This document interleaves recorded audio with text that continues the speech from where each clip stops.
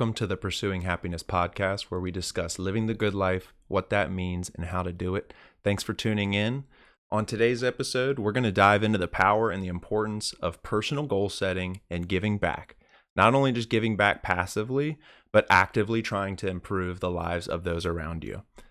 Today, we've got two very special guests, Daniel Ziegler, owner of Next Door Photos and co-host of his own podcast, Cincinnati Real Producers Podcast, as well as Matt Brock, which I don't even think I can name all the things that he's doing, but he's another real estate agent, a broker. He's done several flips. He's doing so much around his community. He's got rentals, and the list goes on. So everything you guys have got going on, I know your time is scarce, and so I do very much appreciate you guys being on here, and I think today's episode is going to be such a blessing to so many people. So again, thank you both for being on. Absolutely. It's a pleasure. Yeah, it's a pleasure, truly. So, I guess we'll get right into it. So I really wanted to have these guys on because I've worked with both of these guys on a professional basis for a long time, I can say. In this industry, at least, I can say it's a long time. And we've been through ups and downs. That's part of being in this industry. And I can say your guys' ability to handle those things and just gracefully move forward is awesome. So I think you guys are going to do amazing on here. And again, grateful to have you guys on. One of the things we're going to be talking about as we get into today's episode is growing ourselves, our businesses, and the lives of those around us. So let's get right into it. And I'm going to start with you, Matt. Tell the listeners a little bit about yourself, your businesses, and maybe your why, or even what gets you up in the morning, your why you do what you do. So my name is Matt Brock. I am the owner broker of Resource Realty Partners. I'm also an active real estate agent. I've been in the top 5% of real estate agents in Northern Kentucky since 2018. I also have rental properties. We have 17 doors, and we flip houses. So, yeah. Man. I still have time to do fun things. I'm the vice president of Ludlow Youth Football, which is a huge part of my life. All my kids play football. I played football growing up, and it's just a way for me to kind of interact with the community. And we had 200 kids this year in our organization, which is the most we've ever had. Yeah, very cool. Exciting stuff. Very cool. So my why encompasses all that, right? My wife, my kids. I have 8 kids. 3 are between my wife and I, and 5 we have fostered, 1 we've adopted. But even bigger than that, kind of like the Ludlow Youth Football thing, my why encompasses people that I haven't even met yet, people I haven't come into contact with yet. I feel like as I look to people that have impacted the world, right? You look and they impact people they've never even met, never seen, right? Yeah. So I'm always focused on making sure my family's good, I'm good, and as long as I do that, I feel like I'm able to take care of everything else around me. So when something comes my way, like one of these kids, foster kids, I mean, it's wild to think how this happens, but I have my stuff together, so we're able to provide things to these kids. But earlier this year, March, this kid Javier, he got taken from his family. They had some stuff going on, and he just shows up at our door with a tote full of clothes and things like that, and we have to be prepared for that. Yeah. So that's why I get up and go to work every day. That's why I work hard, and to make sure that I'm able to impact the lives of others. That's awesome, man. And that's exactly why I wanted to have you guys on. And I know you're doing big things around the community, within your family, and I think you're very good at structuring your time and how you do all of those things. That's one thing as a very new dad I'm learning how to do, is structure everything. Because it seems like as you take from one, you might be, or as you give more time to one thing, you might be taking more time away from something else. So I'm definitely trying to find that balance. So, and Dan, the man with the plan, how about you? You've done some incredible things in just the last few years alone. I've seen so many things that you've been doing. What are the things that motivate you? Like, what would you say are your whys? I know you're doing a lot of things as well within your family, within the community. Like, what's the thing, I guess, that gets you up and makes you want to work so hard? Yeah, it's been a busy couple of years, that's for sure. Oh, yeah. And I was, so 8 kids. Wow, I was going to talk about my 3 kids and how exhausted I am with them, but I can't even imagine 8, man. Yeah. Kudos to you. That's awesome. Appreciate that. But yeah, I mean, my 3 kiddos, my wife, that's obviously a big part of, I think, most people's whys is going to be their family. And so it is definitely a big part of mine.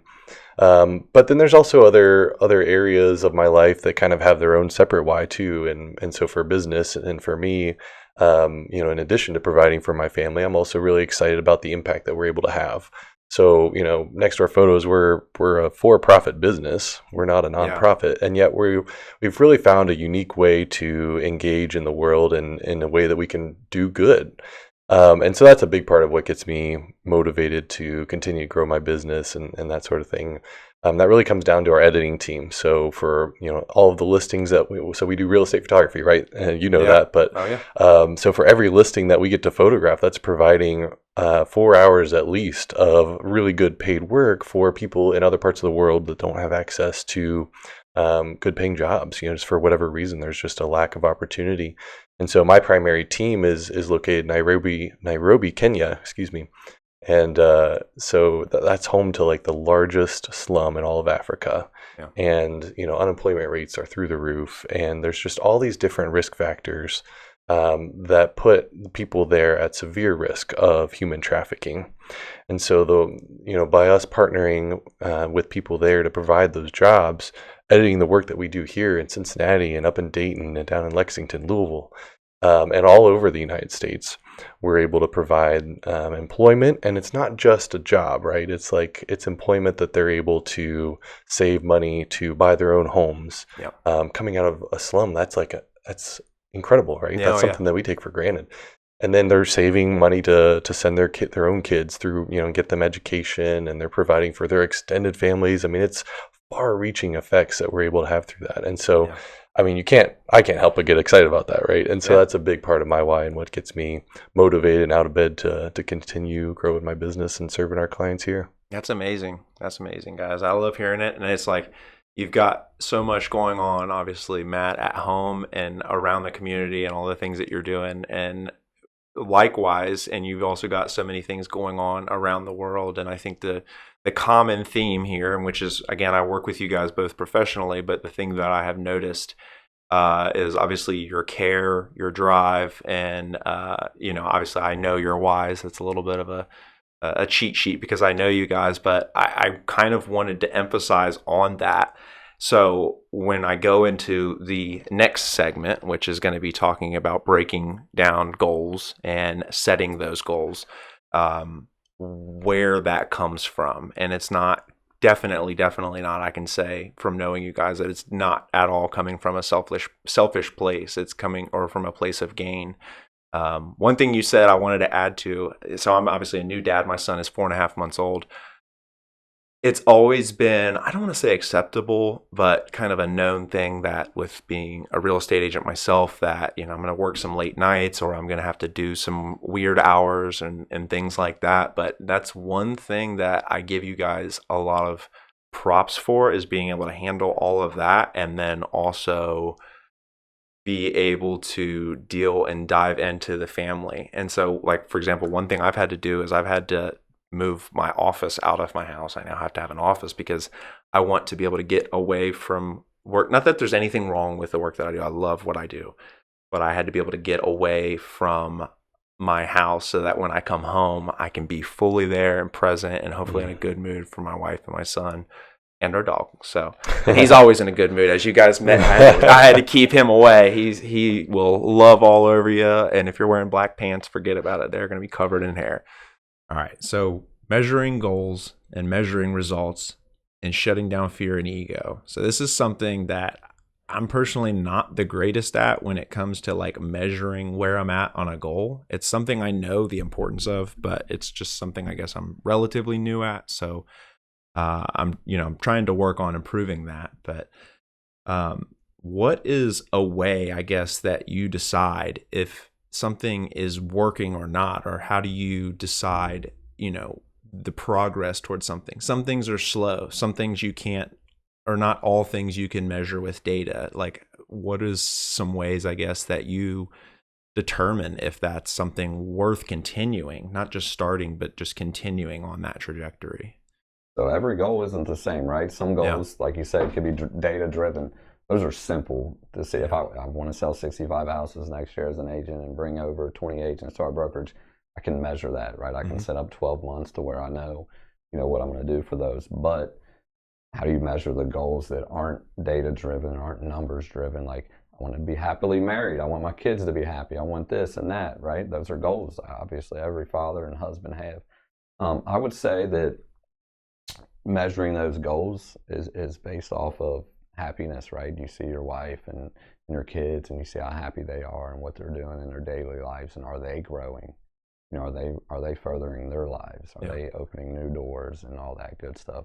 Are they doing things for themselves? Your kids, obviously, your wife is doing her thing, but the kids, like, are they learning new things? Are they doing new things?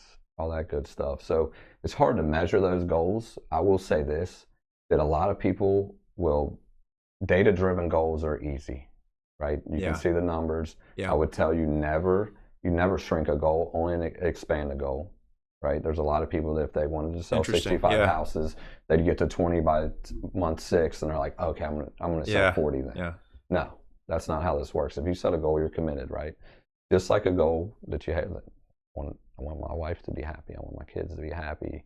I can't think of other goals at the moment that would align with that. I just am constantly. And everybody, around you, I feel like you're great with that. Like the people, like the people that are in your lives, even the agents that you've worked with, and I feel like you personify that. That those goals can be measured by the people around you. I love that. I can definitely respect that. When you come into a room, and when you come into a room and your wife's not happy, right? Oh, yeah. You know that. You can tell these things, and so you can measure it by that. It's a feeling. You feel it. Yeah, that's awesome.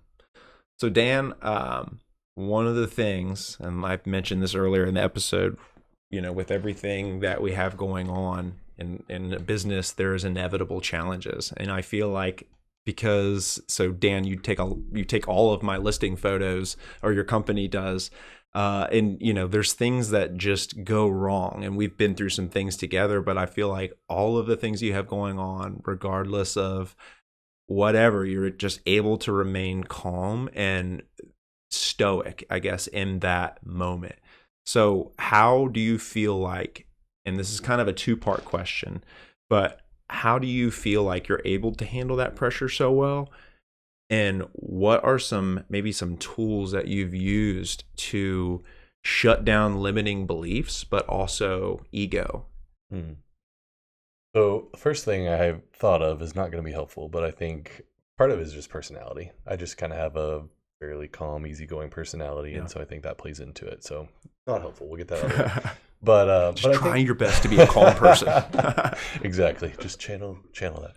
But no, I think a lot of it is perspective, right? I think just keeping when these problems do arise, like you said, inevitably that's going to happen. Something's going to go wrong. You have to keep it in perspective, right? In the moment, it can be very tempting to kind of encompass your entire world. It becomes the only thing that you can see, and so you can start to panic or get angry or whatever it might be. And you have to zoom out. You have to take a step back and just keep the whole situation in perspective and look at the broader situation. So that's probably the most helpful thing I would say for that, and probably what has been most helpful for me. Something somebody said to me once was, there are no emergencies in real estate. There are no real estate emergencies, right?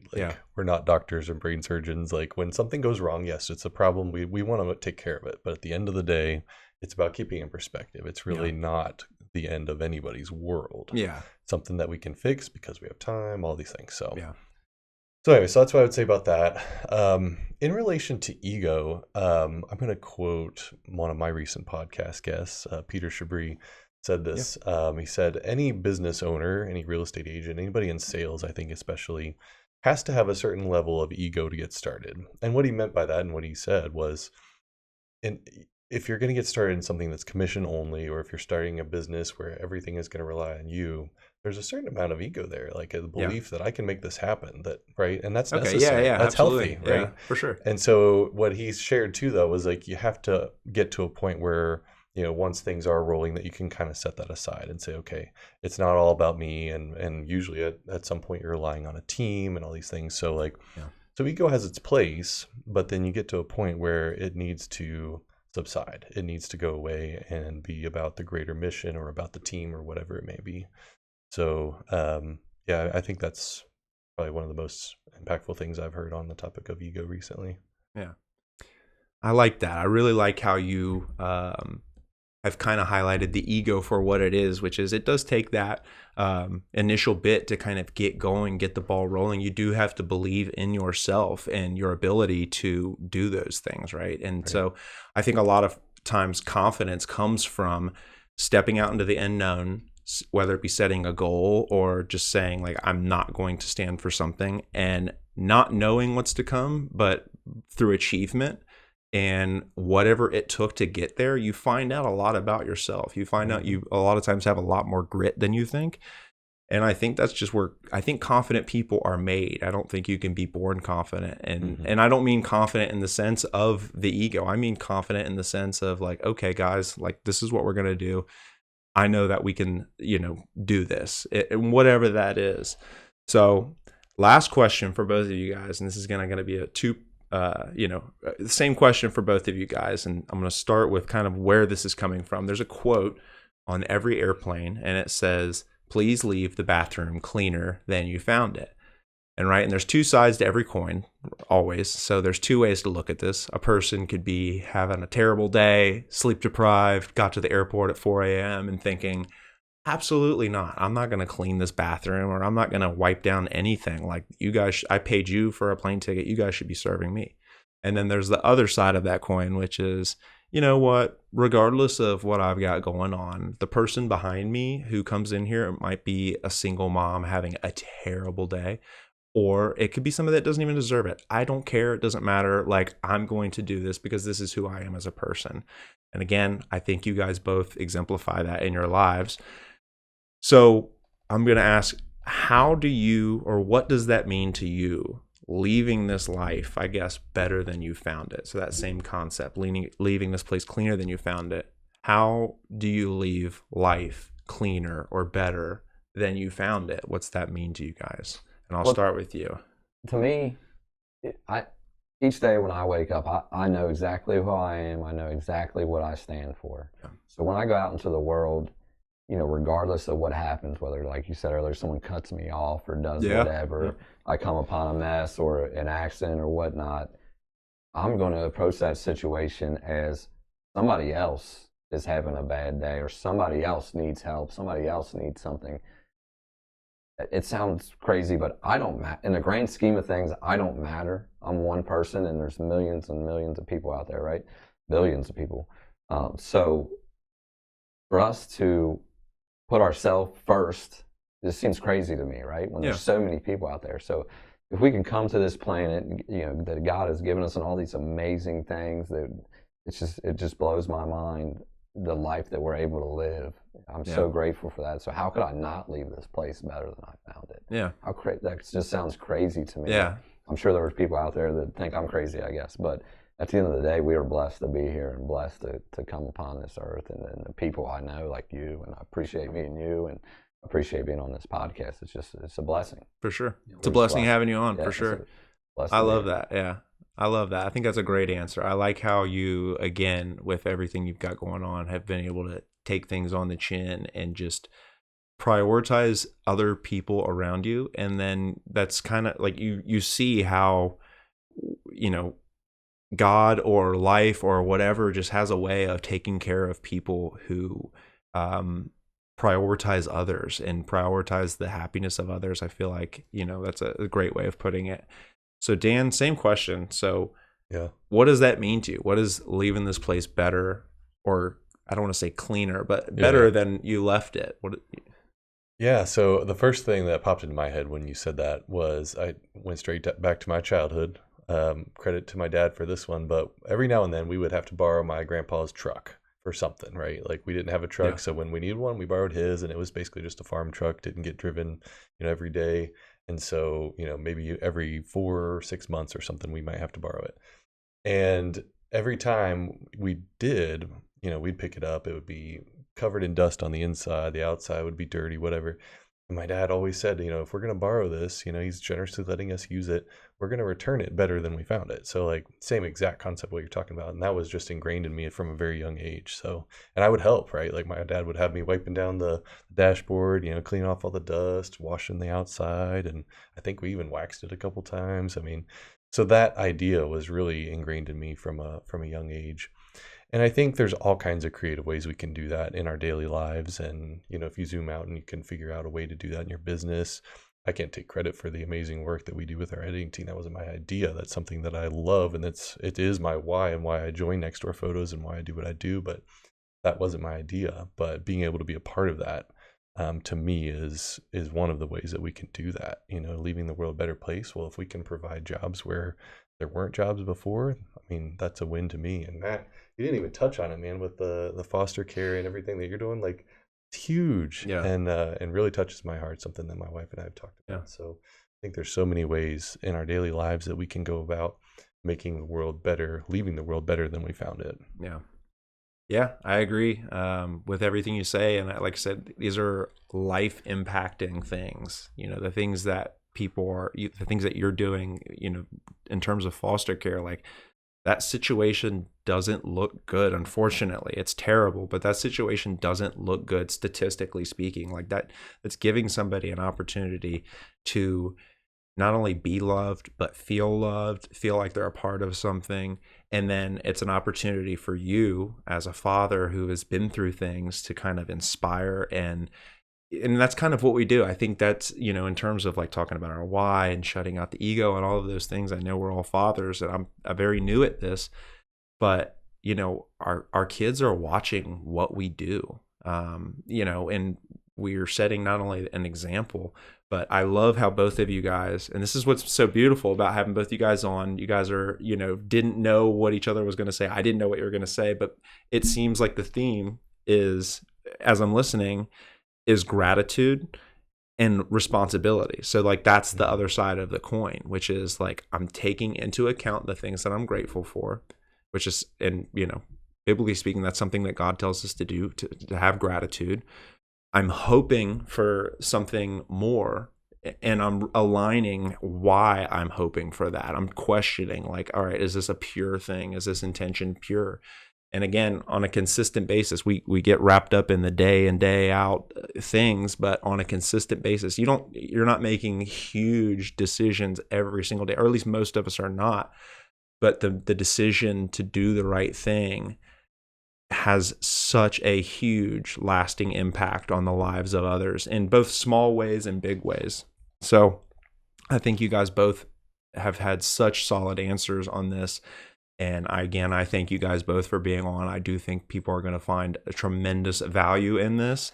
So I think I lied. Actually, I have one more thing I'm going to say. I'm going to throw this in there, and I'm going to give you guys time to think about it. I'm going to ask you guys what your favorite Audible book is. But before I do that, because I know I'm just asking this, I haven't put this out there. I'm kind of asking you to think about this. But again, thank you guys for coming on.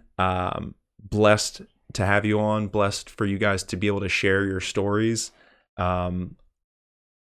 I'm going to leave the challenge and the book recommendations at the bottom of this video, so you'll be able to have access to those. But if you had, I don't want to say one book, but if you had a book or an Audible book that you would recommend for maybe what we talked about today, or even just getting started working towards a better life for yourself, what do you think that would be? My book would be The Energy Bus. I don't know if you've read that. I haven't read that. I just asked him before this if he read that. Energy Bus. Check that out. Yeah, it's basically a mindset, bringing the energy, and it's just wild to see. You got to listen to it. All right. I'm not a reader, but I listen. Yeah, same. It's wild where this guy gets on the bus, and Joy is the bus driver. I won't fill you in on the whole thing, but it's just wild to see the changes that happen in this guy's lives as Joy, the bus driver, kind of gets in his head and starts some stuff. Very cool. Some stuff rolling. I'll definitely listen. I'll give it a listen. All right. Awesome. What about you? So what's a book I guess you would leave our guests before we get out of here? That's tough.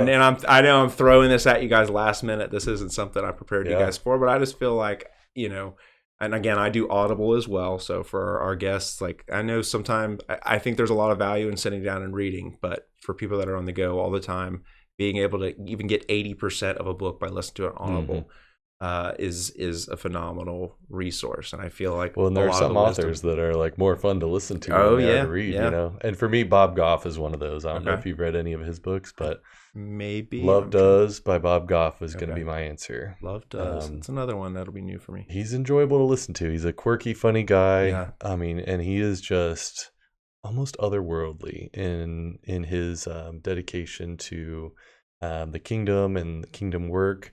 And just a really interesting, fascinating guy who's just done some incredible work. And in the book Love Does is just kind of all about the fact that love takes action, right? It doesn't just talk in theoretical nonsense. It's love actually takes action. So I like that. Yep. Again, thank you guys. Yeah, I think that's a huge part too of having a good Audible is like, is it exciting? Like there's a lot of things that the book itself might have tons of information, but when you put it onto like an Audible and you've got some guy that's talking like this and for 7 hours, you just can't do it. So that's awesome. I do think people are going to be blessed by today's episode. So there you guys have it. As always, I hope you guys have a great day, a wonderful week, and most importantly, a happy life. Thanks again.